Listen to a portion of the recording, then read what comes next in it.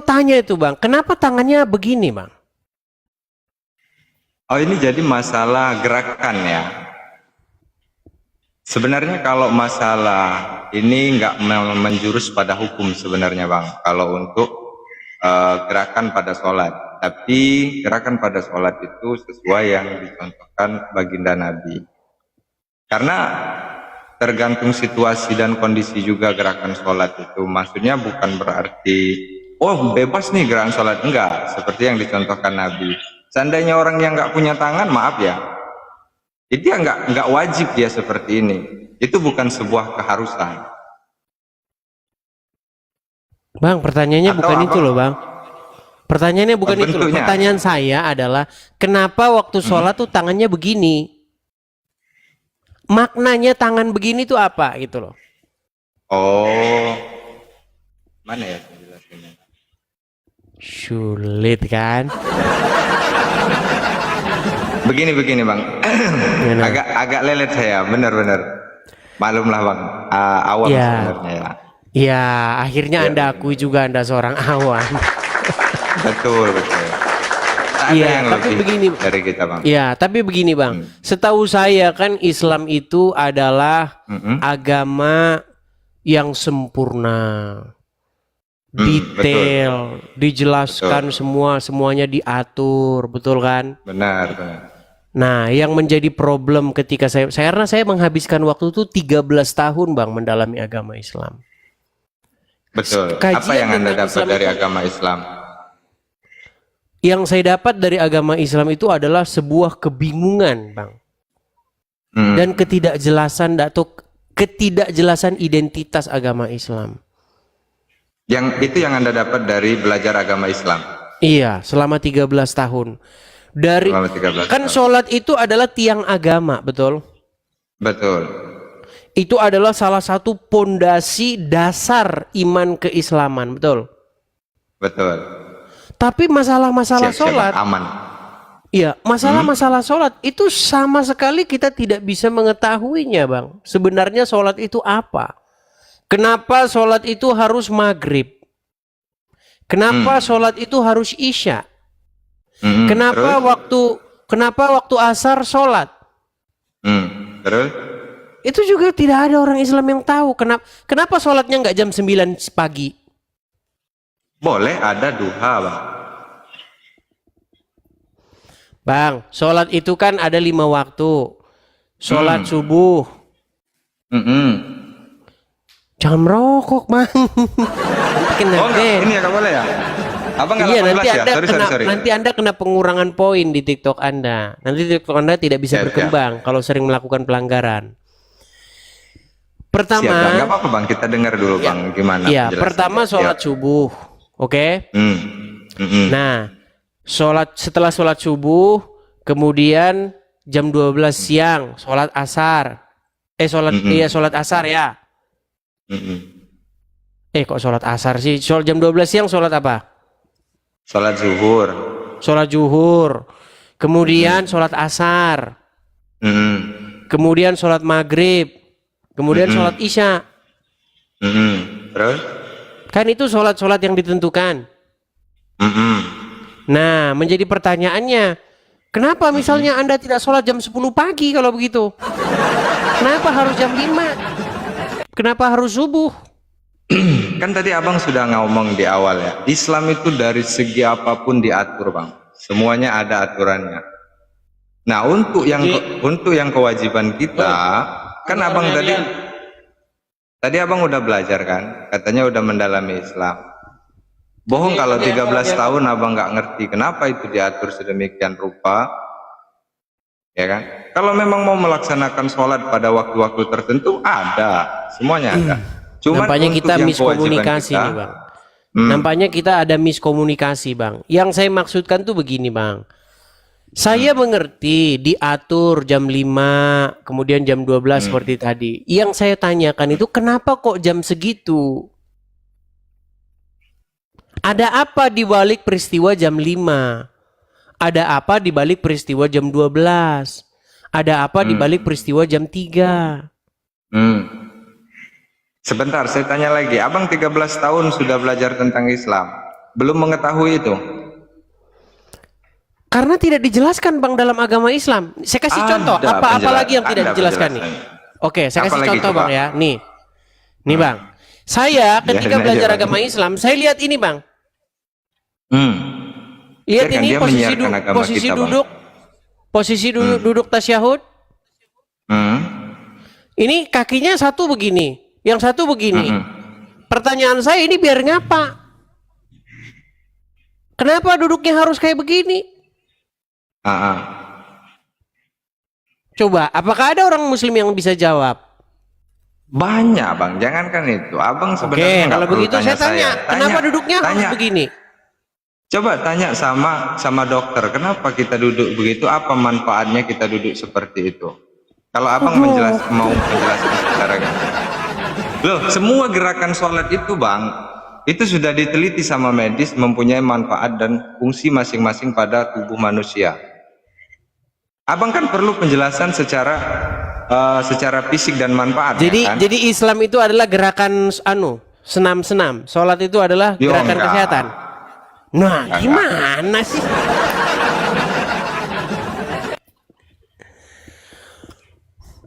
Saya pikir sholat itu adalah hubungan relasi antara seorang Muslim dengan Tuhan. Ternyata sholat itu menurut Anda adalah gerakan kesehatan. Kan nggak nyambung aja kita kalau kayak gini. Gimana? Enggak, ini teman-teman. Kan nggak nyambung kan? Jangan bacain komentar Bang. Ntar dulu Bang, saya ngeliat komentarnya apa ini kok. Tadi kan saya bilang di awal Bang. Saya bilang di awal. Saya ini sudah melakukan kajian atau buka komal begini di TikTok begini. Sudah menerima ribuan orang Islam sebagai lawan diskusi saya, teman diskusi saya.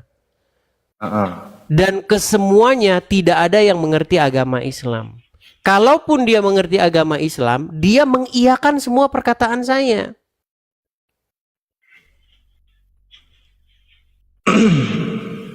Kenapa harus mengiyakan? Karena dia belajar. Ketika mereka sungguh-sungguh mempelajari agama Islam, dia datang kemari atau diskusi dengan saya hanya untuk setuju dengan apa yang saya katakan. Muhammad seorang berdosa, dia mengiyakan. Nah, kan nggak mengiyakan kan? Iyalah. Tahu nggak apa sebabnya Anda mengatakan Muhammad tidak berdosa? Tahu. Apa?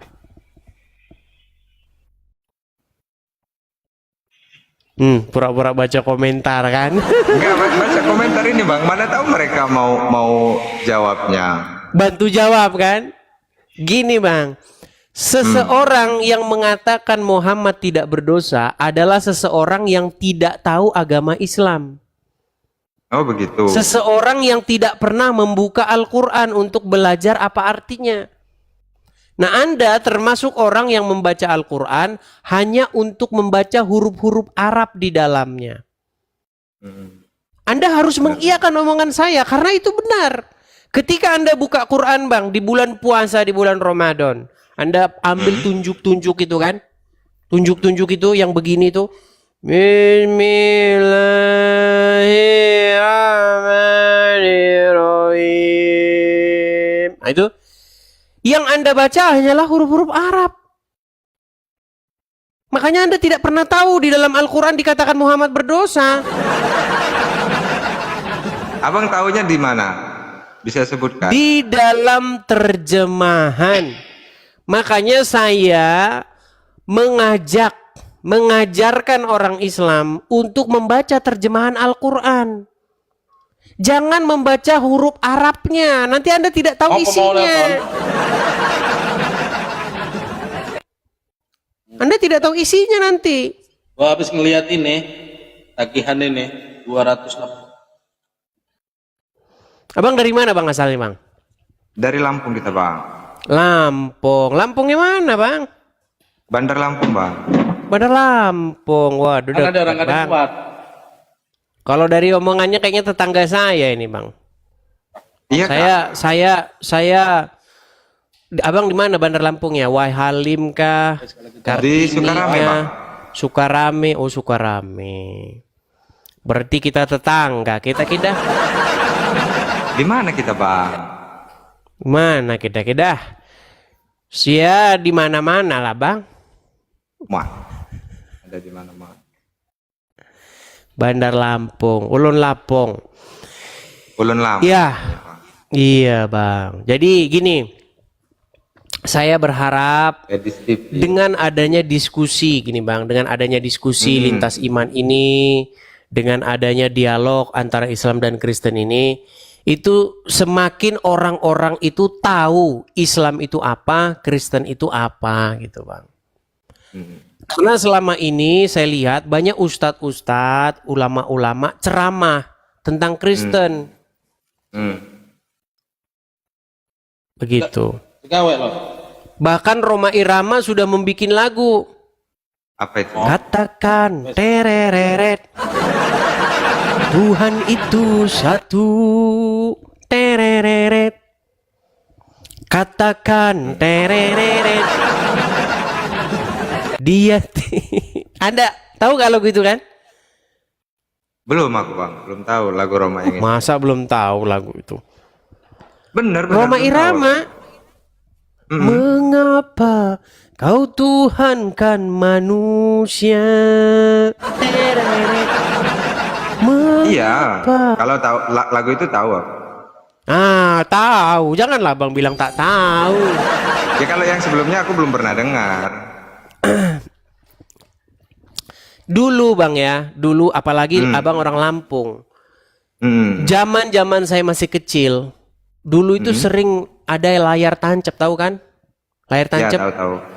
Musiknya kan kalau lagi pergantian film, antara film satu kalau udah habis begitu kan ada film lain. Nah, biasanya lagunya Roma Irama. Pantes abang ini paham betul tentang Roma Irama ya. Iya, karena kan itu kan hiburan orang-orang desa zaman dulu, Bang. Ih, zaman dulu kan orang-orang desa hiburannya itu musiknya Roma Irama gitu kan. Nah, ternyata setelah saya dewasa, setelah saya besar, itu kan zaman saya masih kecil, nggak tahu apa-apa, namanya masih anak-anak kan. Nah, saya pelajari, iya ya, ternyata lagu ini cocok untuk orang Islam, Bang. Makanya orang Islam itu, lagu itu sebenarnya untuk orang Islam. Mengapa kau Tuhankan manusia?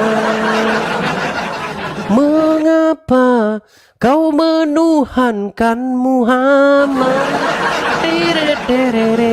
Gitu Bang. Jadi saya bersuara menyuarakan kepada orang-orang Islam untuk bertaubat dari menuhankan manusia, dari menuhankan Muhammad, begitu. Betul. Setahu saya ya Bang, tahu saya di Islam nggak ada yang menuhankan Nabi Muhammad. Bang, coba Tapi ingat-ingat mungkin Bang. pengetahuan saya yang belum sampai. Ya, karena abang itu tidak mengerti agama Islam. Gini, waktu Anda taruhlah kumpul-kumpul dengan sesama Muslim, Anda gini nggak? Ya Rasulullah, Muhammadku, dengarlah seruanku, betul nggak? Terus? Oke, ketika Anda berseru-seru ya Rasulullah, Muhammad ada di mana?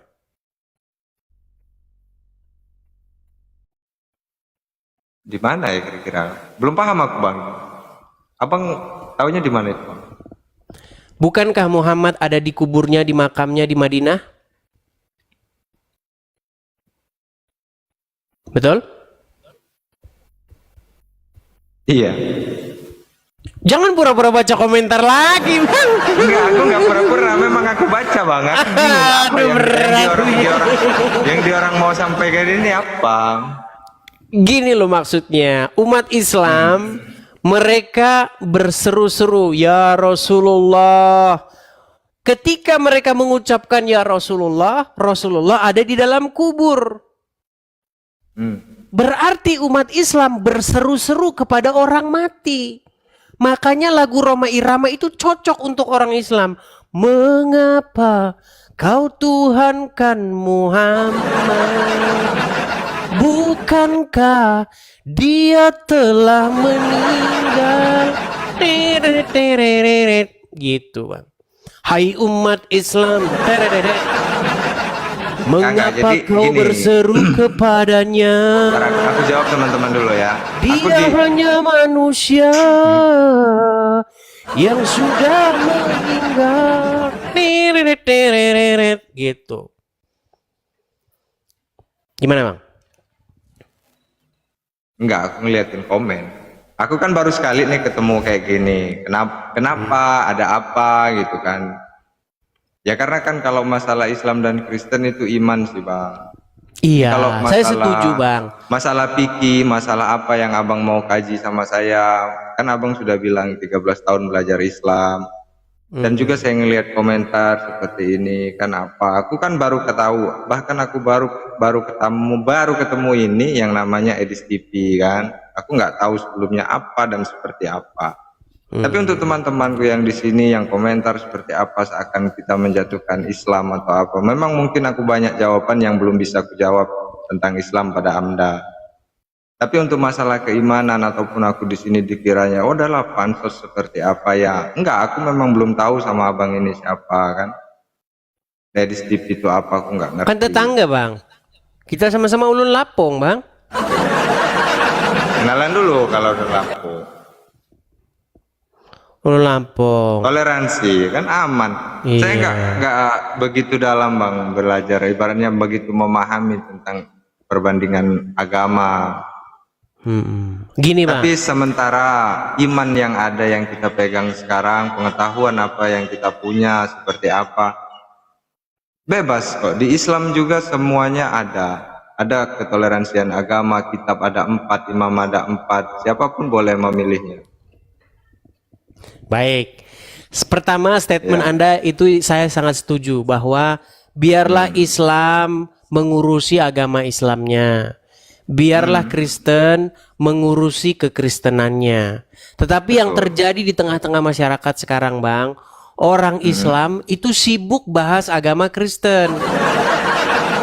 Ustadz Abdul Somad bahas agama Kristen. Ustadz Adi Hidayat bahas agama Kristen.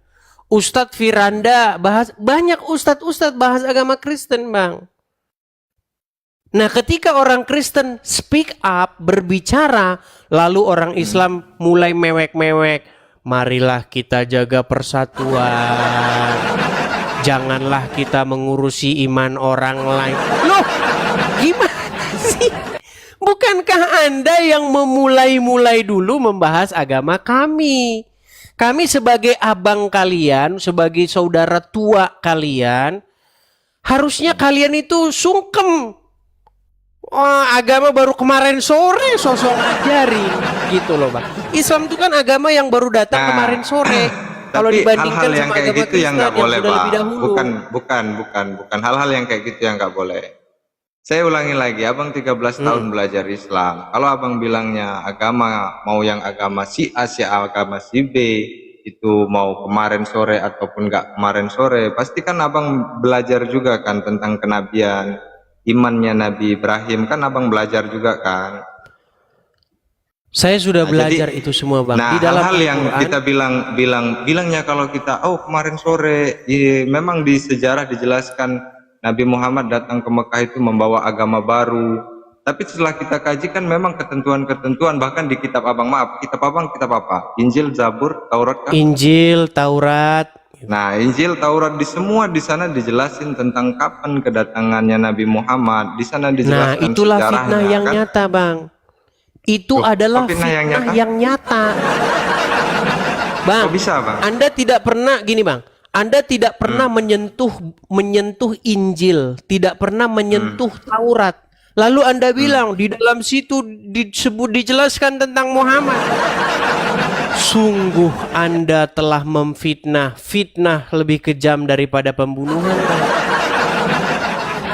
Loh, bagaimana Anda katakan sesuatu yang Anda tidak pernah sentuh? Bagaimana Anda komentari sesuatu yang tidak pernah Anda buka? Disinilah saya mendidik orang Islam supaya tidak mengucapkan sesuatu hal yang tidak diketahuinya. Betul. Maka dari itu kan Bang saya bilang, semua bebas berbicara atas pengetahuannya. Kan mungkin saya memang belum pernah sentuh, tapi saya pernah mendengar kata guru, kata siapa. Kan masa kita nggak percaya dengan katanya guru? Kalau memang misalnya yang mereka ajarkan salah atau gimana, ya bisa kita telaah lagi, bisa kita ulang lagi. Nah, makanya saya bilang, Bang, Islam adalah korban daripada kebohongan-kebohongan yang dilakukan oleh ulama-ulamanya. Iya, dibilang di dalam Injil dan Taurat ada Muhammad. Kagak ada, Bang. Difitnah lagi. Tanda nubuat kenabian itu adalah berupa daging di belakang punggung. Merah kehitam-hitaman dan berbulu alias tompel. Sejak kapan tanda kenabian berupa tompel, Bang? Nanti orang-orang bertompel semua jadi nabi.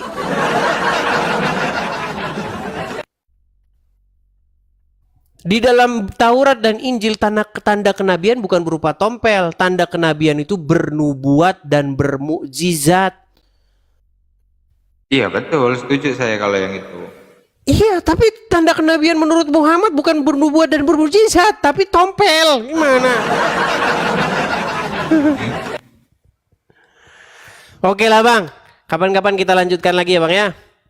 Oke, siap Bang. Oke, Aman-aman. terima kasih. Terima kasih. Saya turunkan ya. Itulah teman-teman ya. Saya